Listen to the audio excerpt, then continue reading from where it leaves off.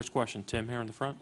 You mentioned last night you played 10 guys, and you believe in that, and you believe it keeps you guys fresh. Where did you start thinking that? Was that when you got this team, or was it something that you've thought maybe in your philosophy for years now? I think every team is different. I thought about it as soon as I got the job, looking at the roster. And in fact, the first meeting of the season, the night before training camp, we had a team dinner, and that was a big theme, was strength in numbers, and we're going to try to use our depth throughout the regular season and in the playoffs, and that's been a big part of our team.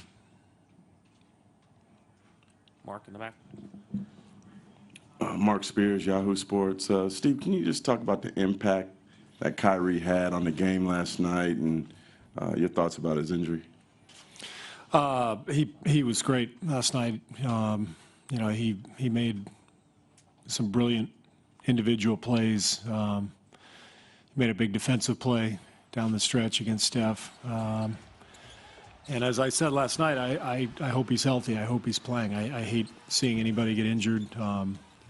This is a dream for every player to play in the finals. I know, from my own experience how disappointed I would have been to get this far and not be able to play. So there's definitely a feeling amongst our whole team that we want everybody out there. We want everybody playing, and let's tip it up with the best of what everyone has. Just to follow up on that previous question, how hard is it to stay disciplined to keeping some of your backups out there on the floor and Steph sitting for how many minutes he sits? Do you ever, second guess yourself while the play's going on? Is it tough to keep to that plan? Not really, because as we've seen throughout the playoffs, it's oftentimes our second group that gets the ball moving and gets our team going.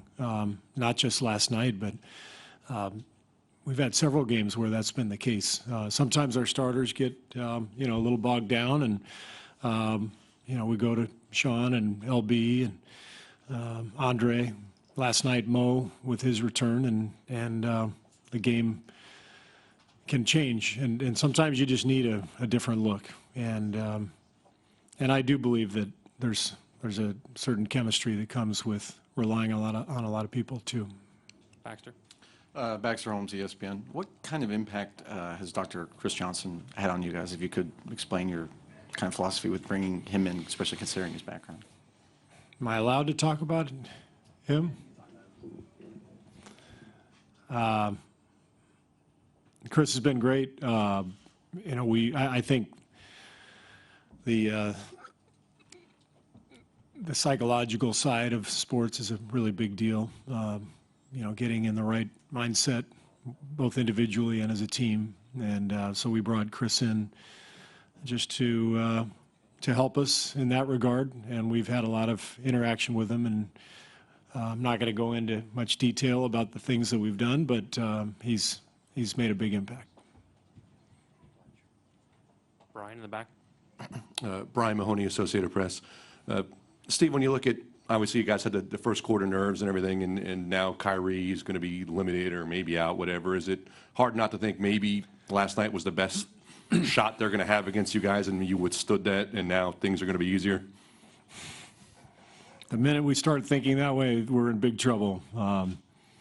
That never enters our mind. We have to do what we did last night, only better. We have to compete like we did last night, but we've got to execute better. And I think that will come. I think the nerves are natural early on in the finals.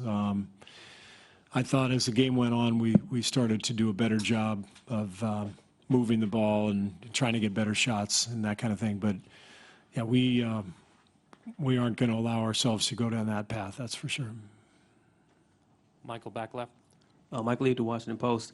Steve, I know you've been asked some variation of this question throughout the course of the year, but now that you reached the finals and you're facing Kevin Love in the finals, knowing how his name was mentioned, of course, in rumors throughout the entire summer last year, the move that you didn't make, how has that impacted this team, and the fact that you held on to these younger guys and the way they've grown this year, what impact has that had on this team? It's a hard question to answer because, I mean, this is the NBA. There's stuff is discussed all the time. The only thing I would say is that the feeling with this group was that we had a pretty good team already. This team's been really good, and as an organization, we wanted to see how good we could become, and you always listen, that kind of thing, but in the end, if you want to be good, you got to have continuity and you got to have organic growth, and we want to keep this core together for a long time if we can. Steve.